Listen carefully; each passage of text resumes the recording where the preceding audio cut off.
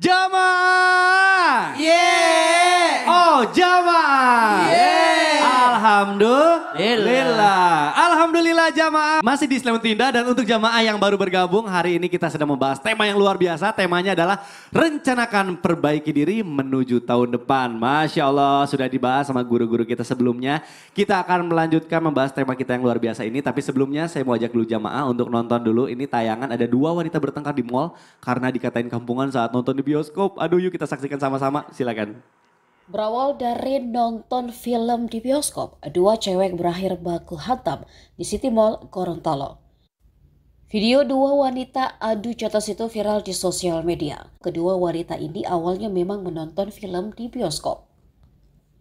Perempuan berinisial NA terlampau berisik menurut AHA. Karena itu AHA menegurnya di luar bioskop. Tak tahunya teguran itu berbuntut panjang lantaran AHA menyebut NA sebagai penonton kampungan. Waduh, ini nih memang kalau misalnya di tempat umum itu ngeri ya, kita harus jaga adabnya. Akhlak. Betul. Nah ini bicara soal adab, akhlak gitu Ustaz Syam. Kita berarti kan setiap harinya sebetulnya ya harus memperbaiki diri, bukan hanya di tahun baru Masehi ini gitu ya. Nah apakah ada amalan Ustaz Syam yang harus dilakukan misalnya kita untuk memperbaiki diri gitu, mohon penjelasannya, silakan dulu. Bismillahirrahmanirrahim. Tabi guru-guru kami Habib Usman, Ustaz Maulana, Mas Mikdad, jamaah di studio, jamaah di rumah. Al-Quran surah Al-Isra ayat 7. A'udzu billahi minasy syaithanir rajim. إن أحسنتم أحسنتم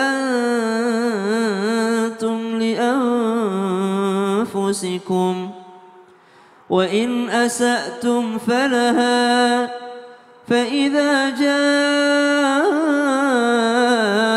وعد الآخرة ليسوءوا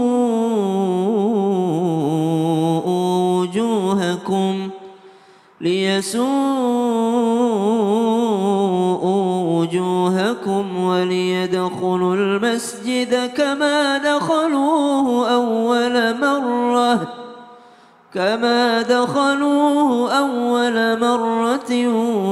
وليتبروا ما علوا تتبيرا.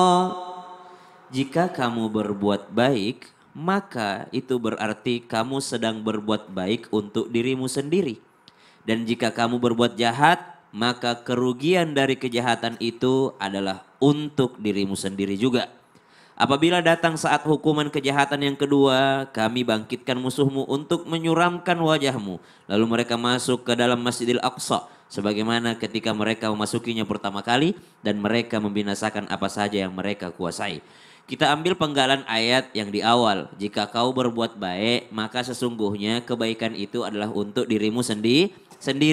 Banyak orang ketika di alam barzakh merasa rugi. Kenapa rugi? Orang baik aja rugi. Tahu begini pahalanya, saya lebih banyak lagi berbuat baik. Apalagi orang yang tidak pernah beramal soleh. Ketika kita sudah melihat kenikmatan yang akan diberikan balasan dari Allah Subhanahu wa taala, disitulah semua orang menyesal. Yang banyak amalnya menyesal kenapa tidak terlalu berkualitas, yang sedikit amalnya apalagi yang tidak punya amal sama sekali. Makanya Nabi SAW mengingatkan orang masuk ke alam barzakh itu seperti orang yang tenggelam. Maka apa yang dibutuhkan orang yang tenggelam? Tentu saja mereka membutuhkan pelampung. Pelampung tersebut adalah daripada amal-amal soleh. Ada orang tenggelam dikasih mobil mewah, nyambung gak Bu? Mobil mewah berguna nggak Bu? Enggak. Berguna, tapi tidak pada saat kita tenggelam. Kita tenggelam butuhnya amal soleh, didoain sama orang yang masih hidup. Maka kebaikan yang kita lakukan itu yang akan menjadi penolong kita ketika kita masuk ke alam barzakh nanti. Dikatakan bahwasanya bagaimana supaya bisa menjadi pribadi yang lebih baik tahun depan lagi, tahun baru ini. Yang pertama yang harus lakukan, pastikan dulu masih hidup tahun baru. Pastikan dulu masih hidup tahun baru. Bisa mastiin nggak Bu? Nggak bisa. Kalau begitu kata Nabi, kalau kau hidup di pagi hari nggak usah nunggu sore. Kalau begitu kata Nabi, kalau engkau sudah hidup di sore hari nggak usah nunggu pagi. Apalagi nunggu tahun baru. Betapa banyak orang yang menyesal menunggu daripada nanti Ramadan baru saya insya Allah pakai hijab. Nanti pulang haji baru pakai hijab. Nanti sudah menikah baru saya pakai hijab. Tahu-tahu ternyata dia lebih dulu mendatangi kematiannya. Karena sesungguhnya kematian tidak mendatangi kita. Kita yang mendatangi kematian. Ini umur 30, di sana ada umur 60 sudah meninggal atau 70 atau 80. Saya yang mendatangi umur itu, bukan kematian itu yang mendatangi saya. Kita ini mendatangi setiap saat daripada kematian tersebut. Maka orang yang cerdas adalah mereka yang hidup di pagi hari, tidak menunggu lagi sore hari. Dan kalau sudah hidup sore hari, jangan menunggu pagi hari. Namun kalaupun Allah takdirkan kita masih punya umur, bagaimana caranya berbuat baik ataupun menjadi pribadi yang lebih baik lagi? Tidak mungkin kita menjadi sesuatu yang lebih baik kalau tidak melihat rekam jejak kita sebelumnya. Artinya bermuhasabah daripada kesalahan yang pernah kita lakukan. Pernah melakukan kesalahan ini, taubatnya dengan apa? Janji untuk tidak terjerumus ke lubang yang sama. Pernah melakukan kesalahan ini, apa yang harus dilakukan? Oh, saya belum tobatkan. Oh, kesalahan saya bukan kepada Allah saja, tapi kesalahan saya ada kepada manusia. Maka ndak usah nunggu momen lebaran untuk minta maaf kepada manusia. Nungguin daripada datang malam tahun baru, silaturahmi sama tetangga, ada acara misalnya. Maka pada momen tersebut gunakanlah untuk bakar-bakar dosa. Bukan hanya bakar-bakar kembang api. Bagaimana bakar dosa? Bakar kesalahan kita dengan meminta maaf kepada manusia. Wallahu ta'ala alam. Masya Allah, jadi pulang dari sini, pulang nonton Islam itu Indah, WA siapa misalnya orang yang kita ngerasa pernah dizolumi ya. Iya. Takutnya kita nggak ada umur, benar juga Ustaz Syam, Masya Allah. Baik. Terima kasih Ustaz Syam, boleh tepuk tangan dulu dong Bu, Masya Allah. Bener juga ya, dipikir-pikir kita yang nyamperin kematian ya, bukan kematian nyamperin kita. Baik jamaah, masih semangat nggak Bu? Masih ya, Masya Allah. Masih semangat nggak Bu yang di sini Bu? Masih, Alhamdulillah kalau gitu. Bu, kayaknya sih kalau saya lihat nih wajahnya kayak ada pertanyaan ya. Pengen ada sesuatu yang ditanyain sama guru-guru kita ya, mumpung di Islam itu Indah ya. Ya udah kalau gitu kita masuk dulu ke dalam segmen Tanya Dong Ustadz. Kami semua tanya dong Ustaz. Masya Allah, baik jamaah, kita akan kasih kesempatan buat bertanya. Tapi saya mau lihat dulu semangatnya, mana yang angkat tangannya paling tinggi, nanti saya pilih. Boleh kira-kira di sini Bu, siapa yang mau bertanya? Aduh Bu, maaf ya Bu, telat Bu angkat tangannya Bu. Saya kasih dulu kesempatan buat ibu yang di sebelah sini, sebelah kanan. Bu, coba Bu lihat Bu, mana yang tadi paling semangat. Ah kayaknya yang paling sini dulu deh. Bu, boleh kenalan dulu Bu, siapa namanya dan dari mana Bu, silahkan. Assalamualaikum warahmatullahi wabarakatuh. Waalaikumsalam warahmatullahi wabarakatuh. Nama saya Bu Rina dari Majelis Talim Arisalah, Taman Rahayu Bandung. Oh di Bandung. Tanya dong Ustadz. Mangga Ibu. Saya mau bertanya kepada Ustadz Maulana. Boleh, wah Ustadz Maulana nih. Begini Ustadz, di awal tahun ini saya sebagai seorang ibu juga seorang istri Ustadz. Ibu dan istri. Ya, bagaimana untuk memperbaiki diri kita lebih baik lagi di hadapan suami juga anak-anak. Kadang kita sulit untuk mengontrol emosi. Itu aja Ustadz. Assalamualaikum warahmatullahi wabarakatuh. Waalaikumsalam warahmatullahi wabarakatuh. Baik, pertanyaan bagus sekali. Ustadz Maulana. Suka pertanyaannya Ibu. Betul. Bagaimana menjadi istri dan ibu yang baik? Karena kadang-kala kita tidak bisa mengontrol emosi. Baik, langsung aja dijawab ya guruku, silakan. Akhirnya sadar dia ya. Ya Allah. Izin Habib dan Ustaz Sam. Semua wanita, ibu-ibu, istri dimanapun berada. Kalau mau jauh lebih baik di tahun yang akan datang, insya Allah amin. Amin. Amin. Amin. Tanamkan taat dan patuh pada suami. Taat dan patuh. Kalau taat dan patuh itu istri. Tapi kalau suami ke istri sabar. Dari atas ke bawah sabar. Dari bawah ke atas patuh, taat. Lalu harmonis lah. Tahu nggak harmonis? Tahu nggak harmonis? Harmonis itu menyamakan, menyeimbangkan perbedaan jadi baik. Apalagi mohon izin tanpa menggurui, selain kita melakukan ketaatan dan patuh kepada suami, ada namanya harmonis, ada lagi nih. Perbaiki akhlak kita. Bagus ini ibu-ibu, rajin pengajian, rajin nonton Islam itu Indah, memperbaiki akhlak. Kemudian mohon maaf tanpa menggurui, hanya mengingatkan kepada semuanya, perbaiki perbuatan kita terhadap anak-anak. Patokannya kan kalau ibu itu kan pada anak. Apalagi ibu-ibu jangan pernah tinggalkan 5 ini. Harus bersama anak ketika anak sakit. Ketika anak sedih harus ada di sisinya. Harus dengerin curhatan anak. Ketika anak berprestasi, ibu harus mensupport dan memberikan penghargaan. Jamaah. Ketika anak liburan harus ada di sisinya Sabtu Minggu. Tahu anak enggak sekolah Sabtu Minggu, harusnya orang tua ada di sisinya. Kemudian yang kelima, mohon izin tanpa menggurui, jangan pernah tinggalkan momen-momen spesial dari sosok seorang anak. Jadi selain ketaatan, selain harmonis, selain perbaikan diri, harusnya perbaiki hubungan kita kepada anak. Makin cinta sama anak, ibu kan penyayang. Dan ada lagi nih, mohon maaf tanpa menggurui, sosok ikhlaslah. Sosok ibu ikhlas, jangan menyebut-nyebut kebaikan, jangan hitung-hitungan. Ya. Apa yang paling terbaik adalah bagaimana sosok istri dan ibu itu memuliakan dirinya. Kalau kita tidak memuliakan, perawatan lah. Wah, baik kalau gitu. Mudah-mudahan terjawab ya Ibu ya. Alhamdulillah, tepuk tangan dulu buat Ustadz Maulana. Masya Allah, jawabannya selalu singkat, padat dan jelas. Kita akan lanjutkan, saya akan kasih kesempatan nih. Buat penanya kedua, siap Bu, angkat tangannya jangan kalah cepat. Siapa yang mau bertanya?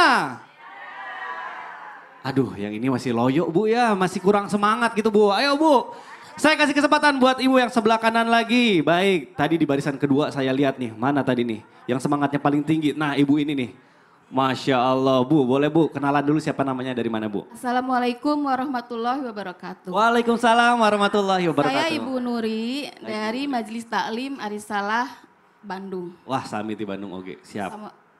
Assalamualaikum Pak Ustadz. Waalaikumsalam warahmatullahi wabarakatuh. Mau tanya Ustadz, saya mau tanya ke Habib. Baik.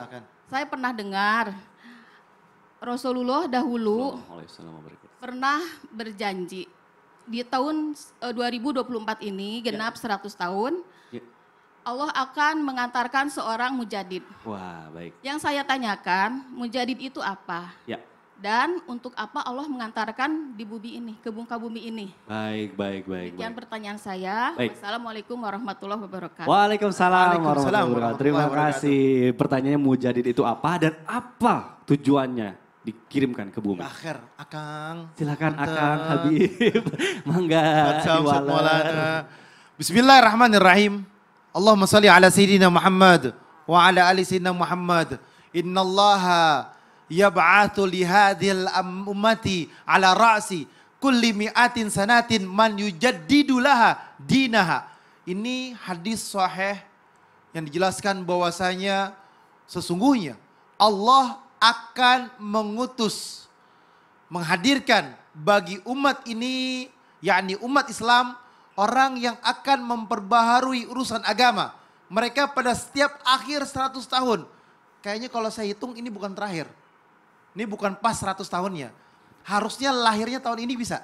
Atau tahun depan bisa. Karena kita belajar sejarah dulu. Jadi kalau ditanya sekarang genap 100 tahun, enggak. Sekarang enggak genap 100 tahun. Di dalam kitabnya Habib Utsman bin Abdullah bin Aqil bin Yahya menjelaskan bahwasanya sebagaimana contoh yang dikatakan bahwasanya mujadid, yakni Umar bin Abdul Aziz. Umar bin Abdul Aziz itu adalah generasi sahabat Rasulullah Shallallahu Alaihi Wasallam, di bawahnya sahabat, bukan sahabat ya. Di bawahnya sahabat berarti tabi'in. Di bawah sahabat berarti generasi tabi'in. 64 Hijriah lahirnya sampai 101 Hijriah. Hasan Al-Basri itu adalah generasi tabi'in. Jadi kalau sahabat itu berjumpa dengan Rasulullah. Kalau nggak berjumpa dengan Rasulullah adalah tabi'in. Nggak berjumpa dengan tabi'in, anit tabi'in. Di bawahnya lagi. Nah ini adalah generasi tabi'in. Kalau kita hitung Hasan Al-Basri tahun 22 Hijriah. Meninggal tahun 110 Hijriah. Muhammad bin Sirin meninggal 110 Hijriah. Muhammad Az-Zuhri 125 Hijriah. Imam Syafi'i yang merupakan dikatakan bahwasanya generasi kedua. Generasi kedua yang dikatakan mujadid. 150 Hijriah meninggal 204 Hijriah. Yahya bin Ma'in 158 lahirnya meninggal 233 Hijriah. Jadi kita lihat ujungnya, kalau ini tahun 1444, betul? Ya kan? Berarti baru lahir dulu nih sekarang. Nanti ketemunya di tahun 1500-an, 510 atau 515 baru meninggal, atau 502 baru meninggal, atau 501 baru meninggal. Mereka yang dikatakan mujadid adalah mereka yang dekat dengan Allah, yang alim, yang soleh, yang bertakwa kepada Allah. Yang dikatakan bahwasanya siapa orang yang melihat Muhammad bin Sirin ketemu maka dia ingat kepada Allah Subhanahu wa taala. Mereka berjumpa dengan orang yang alim, orang yang saleh, ingat kepada Allah Subhanahu wa taala. Inilah mereka generasi tabi'in, anit tabi'in yang mereka adalah dikatakan mujadid. Kenapa sekaliber Imam Bukhari tidak dikatakan mujadid, Imam Muslim, terus dikatakan lagi Imam Maliki, Imam Hambali, Imam Hanafi, kenapa tidak dikatakan mujadid?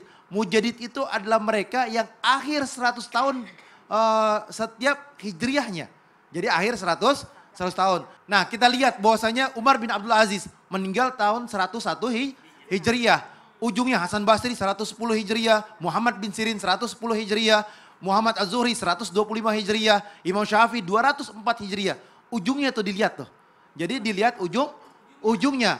Kalau dia berada pada tahun 1444 sekarang ini mungkin baru lahir. Betul. Atau 1450 baru lahir. Oh. Nanti kalau dia sampai panjang umurnya 1450, Ya. 52, 53 Betul. meninggalnya, berartilah baru dikatakan itu mujadid. Mujadid. Baik, Masya Allah, Alhamdulillah. Ini karena pertanyaan dari jamaahnya bagus-bagus, jadi kita juga belajar sejarah, Masya Allah. Terima kasih Habib. Gimana, mudah-mudahan terjawab ya Ibu, Masya Allah, pertanyaannya bagus sekali. Baik, kita akan lanjutkan nih, saya akan kasih kesempatan nih buat penanya ketiga nih. Siap angkat tangannya ya Bu ya? Siapa yang mau bertanya? Baik, saya kasih kesempatan buat Ibu yang sini.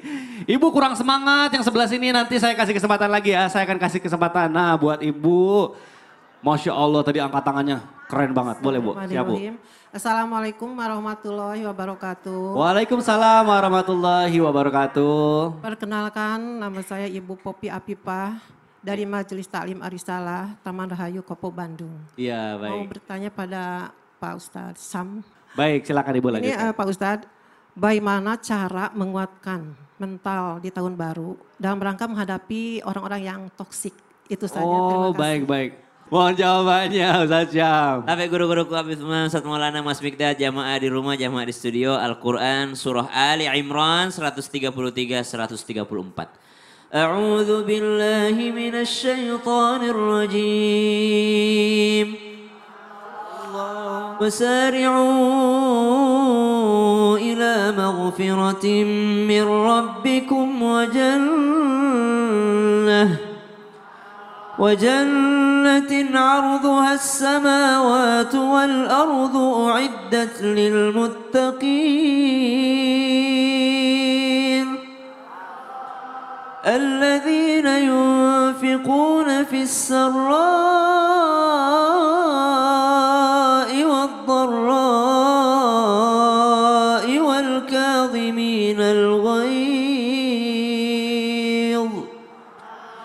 والكاظمين الغيظ والعافين عن الناس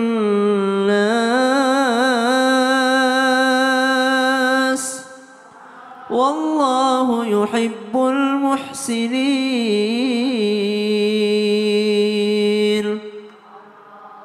Ayat ini berbicara tentang salah satunya akhlak untuk menggapai ampunan Allah dan juga surganya Allah Subhanahu wa taala. Salah satu akhlak yang dari zaman Nabi SAW itu udah diperintahkan. Apa itu? Salah satunya adalah wa'arid anil jahilin. Menghindari, menjauhi orang-orang yang hobinya bertengkar alias orang toksik.